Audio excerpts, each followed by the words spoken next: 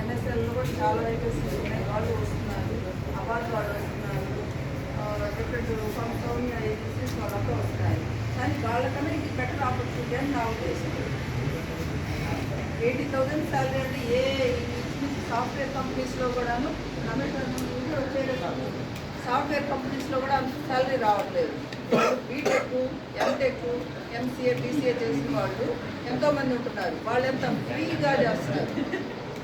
వాళ్ళు without salary ఏంటి, only experience కోసం వితౌట్ శాలరీ చేస్తున్నారు.